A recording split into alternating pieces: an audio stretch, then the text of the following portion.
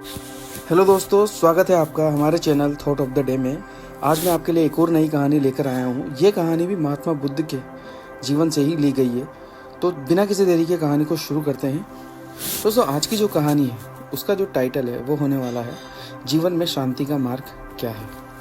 महात्मा बुद्ध एक बार अपने शिष्यों को शांति का मार्ग बता रहे थे और उसी दौरान उन्होंने एक कहानी अपने शिष्यों को सुनाई। उन्होंने बताया कि एक व्यापारी था जो बहुत अमीर था। उसने बहुत कमाई की, बड़ा घर बनाया, घर में नौकर चाकर रखे और मूलभूत सभी सुख सुविधाओं का आनंद लिया। लेकिन एक दिन उसे व्यापार में बड़ा घाटा हो गया। घाटे के बाद उसका सारा धन चला गया। वह पाई पाई को मोहताज हो गया और परेशानियों का पहाड़ जैसे उसके ऊपर टूट पड़ा। इन सभी परेशानियों से उसे कुछ समझ नहीं आ रहा था। वह बहुत दिनों तक ऐसे ही परेशान रहा। फिर उसने एक दिन अचानक एक साधु के पास जाने की सोची।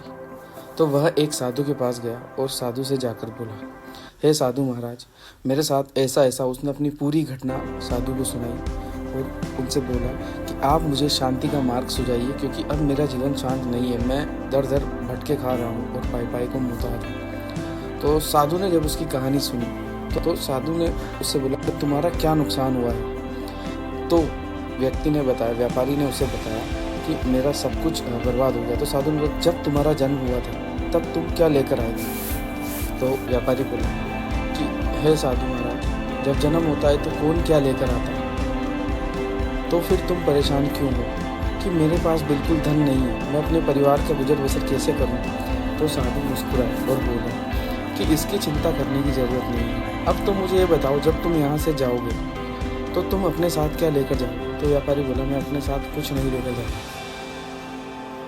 तब साधु ने उससे बोला, जब तुम कुछ लेकर नहीं आए हो और कुछ लेकर नहीं जाओगे तो तुम्हें अपने जीवन को यहाँ शांति से जीना चाहिए।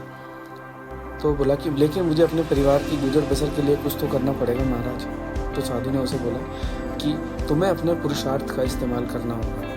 तुम्हें अपने पुरुषार्थ को यूज़ करते हुए काम करना होगा और उसी से ही अपने परिवार की गुजर बसर करनी पड़ेगी। इतना कहने के बाद उस व्यापारी को बात समझ में आ गई। तो दोस्तों, उसके बाद जब व्यापारी को बात समझ में आई तो उसने फिर से मेहनत करना चालू किया और कुछ ही दिनों में उसके पास पहले जैसी धीरे धीरे तरक्की और पहले जैसी संपदा हो गई और उसका मन शांत हो गया। तो दोस्तों, कहानी से यहाँ सीखने वाली बात ये है कि अगर आपके पास कुछ अनायास आ जाता है, जैसे कि अगर आपके पास बड़ा धन आ जाता है और आप उस धन को अचानक से खो देते हैं, तो भी जीवन में घबराने की ज़रूरत नहीं है।